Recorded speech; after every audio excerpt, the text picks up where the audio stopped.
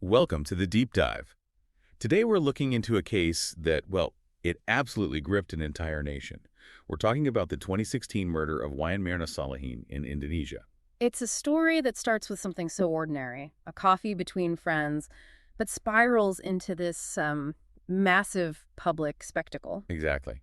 Our sources for this are pretty extensive. We're drawing on factual reporting, the legal documents from the investigation, trial transcripts, and even a more recent documentary that sort of brought it all back into the public eye. And our mission here is really just to unpack it all for you. The details, the evidence, the trial itself, which was just extraordinary, and its impact. We want to distill all that information so you can understand how this case unfolded from beginning to end. Before we go any further, though, we have to acknowledge the gravity of this. This is a story about the tragic death of Wayan Mirna Salihin. She was only 27, a graphic designer, and had just gotten married a few weeks before. It's a profound loss. So we're approaching this material with deep respect for her memory, and our goal is to be as objective as possible in just reporting the facts as they were presented. Right, and to really get a sense of this deep dive, Yeah. you have to understand the scale of what happened in Indonesia. Oh, absolutely. This wasn't just a big case. It was, and I'm quoting here, the most famous and phenomenal murder case of 2016. The media coverage was just relentless. And the trial itself, it wasn't behind closed doors? Not at all. The ruling was televised live. Millions of people across the country were watching. It means that every single piece of evidence, every witness, every decision a judge made was scrutinized in a way that, well, it's hard to imagine. That context is so important. It really sets the stage for everything that followed. It does. It explains the incredible detail, the controversies, and why this case dominated the national conversation for 5 straight months. Okay, so let's start at the very beginning, at the scene of the crime, the day it all happened. The date was Wednesday, January 6th, 2016, and the location was the Olivier Café. It's in the Grand Indonesia shopping mall in Jakarta, a very busy, very public place. And this was supposed to be a casual meeting? A reunion, really, between 3 friends, Wayan Mirna Salihin, Jessica Kumala Wongso, and another friend named Honey. Let's focus on the timeline of the accused, Jessica Kumala Wongso, because this is absolutely central to the prosecution's entire case. It is. The timeline is foundational to their argument of premeditation. So, Wongso, who is also 27, she gets to the mall incredibly early. The record shows she arrived at 3:33 in the afternoon. And the meeting was scheduled for when? For 5 p.m., so she's there almost 2 hours early. That alone. That's a long time to wait for friends. Investigators must have flagged that immediately. They did. It suggested an intent to be there alone at that specific table for a critical period of time. So what did she do during that time? Well, the records show she did a little bit of shopping, but then she returned to the Olivia Cafe at 4:14 p.m., and this is the critical moment. Okay, so she's back at the cafe. She gets the table, it was table 54, and then she goes ahead and orders the drinks for everyone, even though her friends were still almost an hour away from arriving. She ordered for them, without them being there. Exactly. She ordered 2 cocktails and the drink that would become infamous, the Vietnamese iced coffee. And she had it placed right in front of the seat where Mirna Salihin would eventually sit. So the coffee, the alleged murder weapon, is just sitting on the table for a full hour before Mirna even walks in. A full hour. And this leads us to that crucial waiting period. What exactly happened in that 60 minutes she was alone at the table? This is where the state's case really comes together, right? The opportunity. This is the core of it. Wongso is alone at that table from 4:14 p.m. until Mirna and Hanani arrive at 5:16 p.m. So that's 62 minutes. The entire investigation really honed in on that window. And they had surveillance footage. They did. And the CCTV footage, which was shown over and over during the trial, it captured a very specific action. Wongso was seen placing 3 large paper shopping bags on the table. And the placement of those bags was the key detail. Precisely. The prosecution argued that this wasn't just, putting your shopping down. The bags were positioned deliberately. How so? They were arranged in a way that seemed to obscure the drinks, especially the Vietnamese iced coffee, from the direct line of sight of the cafe's security cameras. So they argued she created a blind spot. That was the argument. That this act of concealment, combined with the fact that the drink was just sitting there, it gave her the cover she needed to add the cyanide to the coffee without being caught on camera. That's a powerful piece of circumstantial evidence. It changes the act of waiting into an act of opportunity. That is exactly how it was presented. This wasn't just an hour of waiting. It was an hour used for a specific, hidden purpose. The narrative was that the drink was poisoned while she waited.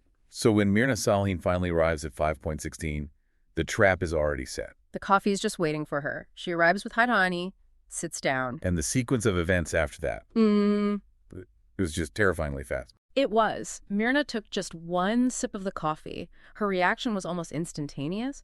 She complained about the taste right away, said something like, "This coffee is awful." And Then she started displaying these severe seizure-like symptoms. She collapsed. She was clutching her throat, foaming at the mouth. It was sudden and violent. She'd only been in the cafe for a matter of minutes. just a devastatingly rapid effect. It was. Her husband, Arif Somarco, was called, and he rushed her to the Abi Waluyo hospital. But despite everything they tried, her condition just deteriorated so quickly. And she was pronounced dead at 6:30 p.m. Yes. The whole thing, from that one sip of coffee to her being pronounced dead, it was just over an hour. It's a tragic illustration of just how lethal this substance was. Looking at the speed of it, what did the police suspect right away? Well, the initial suspicion fell very quickly on cyanide poisoning. The symptoms were just classic. The foaming, the rapid collapse. It all pointed to a very powerful, fast-acting chemical agent. But I see in our sources the word contentious used to describe that finding. Yes, and that's a crucial point. It became contentious because of issues with the forensic evidence. So even though the symptoms pointed to cyanide, the physical proof was a problem. It became a major battleground. While the samples taken from the coffee cup itself tested positive for cyanide right away, the autopsy results were initially less conclusive, especially about how much cyanide was actually in her body. Why would that be? Well, with a poison this fast-acting, if you don't conduct a full autopsy immediately, trace evidence can be really hard to find. The body's own processes can break it down or obscure it. The defense later used this, arguing the amount of cyanide found in her system was too low to be the definitive cause of death. So from the very start, you have this divide.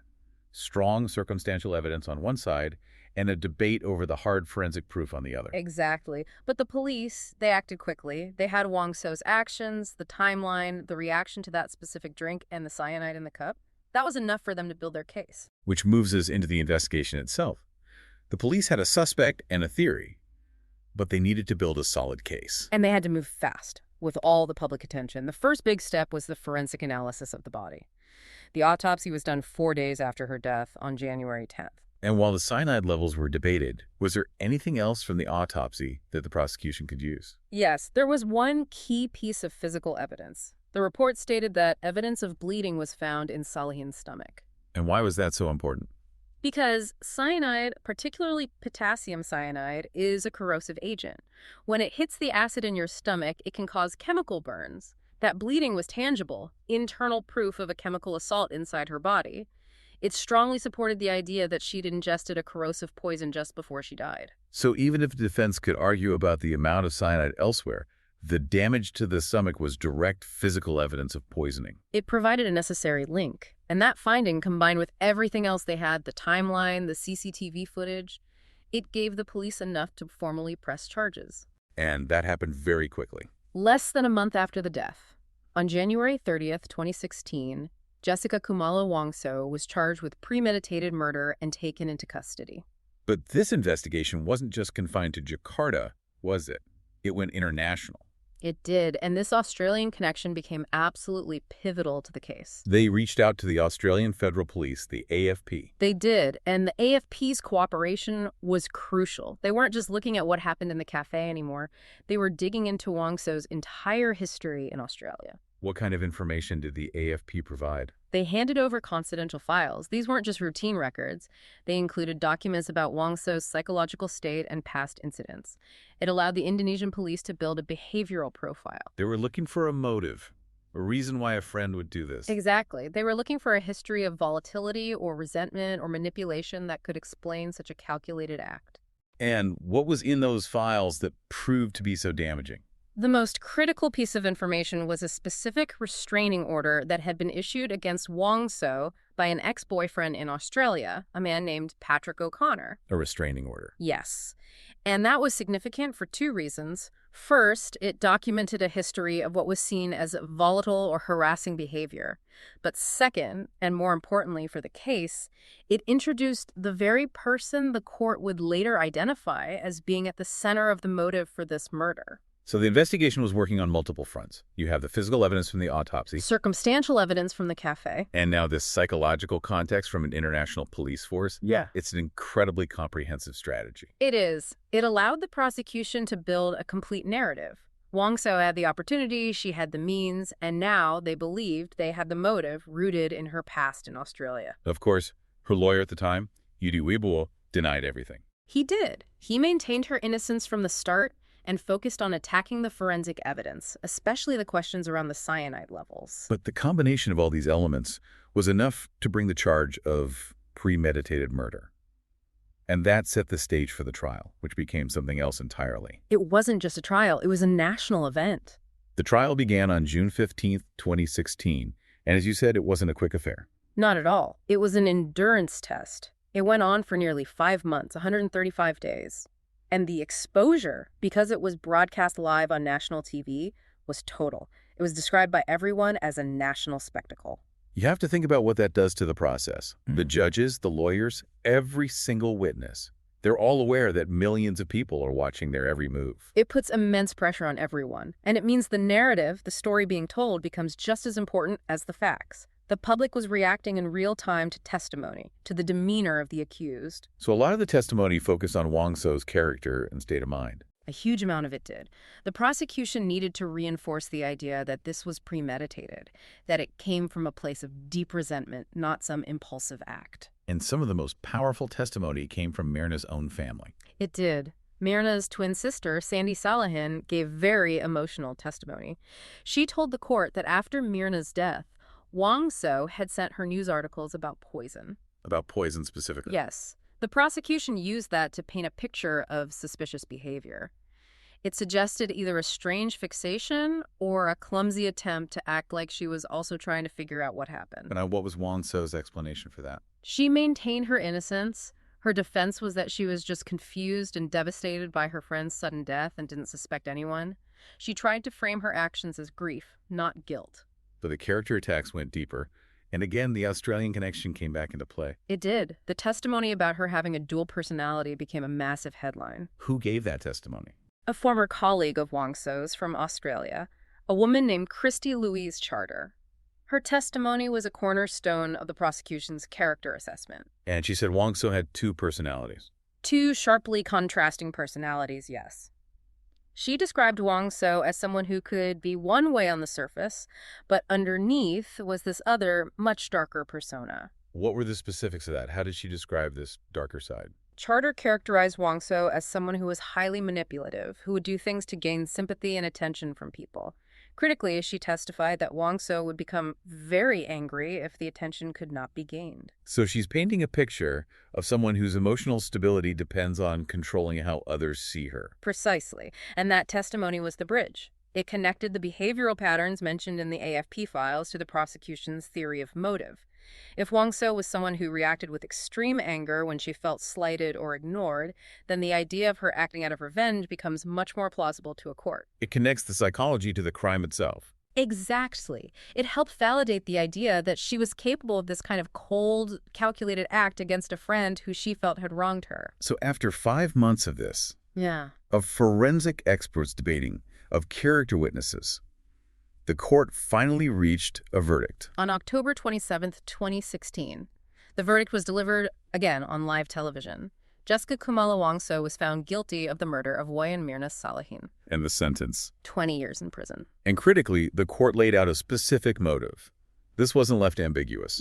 No, the judges were very clear about the why. According to reports in the Jakarta Post, they concluded that Wongso committed the murder as an act of revenge. Revenge for what, specifically? For advice Mirna had given her. The court concluded that Mirna had previously told Wongso to break up with her Australian boyfriend, Patrick O'Connor. The same boyfriend from the restraining order. The very same one. The court's finding was that Wongso saw this advice as a deep betrayal, as interference.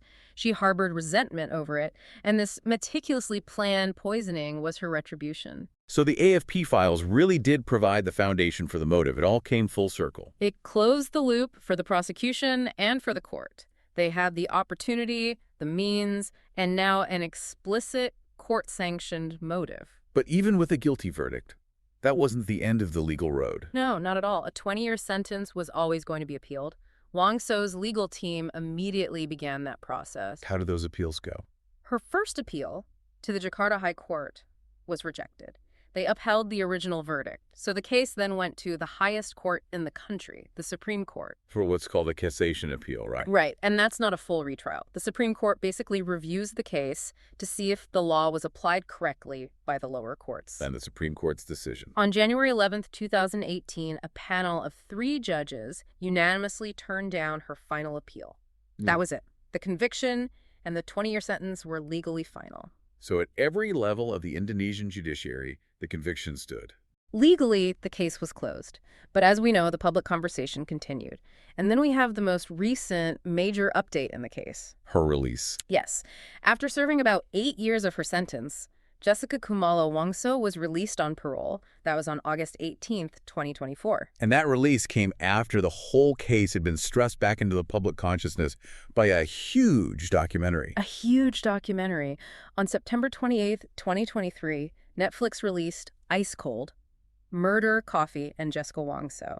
And it just reopened the whole conversation. What made the film so impactful? The access it had. It featured new, exclusive interviews with almost everyone involved, with Jessica Wongso from prison, with Mirna's father and her twin sister, with Wongso's lawyer, with the journalists who covered it. It forced everyone to look at the evidence all over again. And the reaction was that the film was provocative. That's the word that kept coming up. A review from CNN Indonesia called it provocative and said it may create uproar. But why? Why would a documentary create uproar years after a conviction was confirmed by the Supreme Court?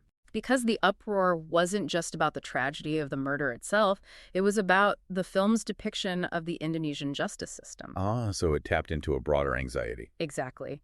Our sources note that in recent years, there's been growing public scrutiny of the justice system in Indonesia. So this film, by revisiting some of the case's ambiguities, like the contentious cyanide evidence, it raised questions that the public had never fully let go of, even if the courts had. It's fascinating. You have a case with a conclusive verdict, upheld all the way to the top, but a documentary can still be seen as provocative just for re-examining it. It shows that legal finality and public certainty are two very different things. The court may have closed the book, but for a large part of the public, the story was clearly not over. It really illustrates the power of media in shaping the long-term perception of a case like this. So when you boil it all down, you have this timeline: the meticulous planning at the café, the international police cooperation that uncovered a potential motive, this 5-month televised trial spectacle that resulted in a guilty verdict for revenge. A verdict that was upheld by the highest court. And then, years later, parole. And through it all, this lingering public debate reignited by a documentary that's seen as controversial simply for questioning the process. It really does leave you with a final thought to consider. If a case this public, with this much scrutiny, this much evidence presented on live television day after day, if that can still lead to such widespread debate about the justice system years later. What does that tell you? Right. What does that indicate about the persistence of doubt in the public mind, even when faced with what seems like a final, legally sound conviction? It suggests that the line between a court's verdict and what the public accepts as the truth, well, that's a very complex and often blurry boundary.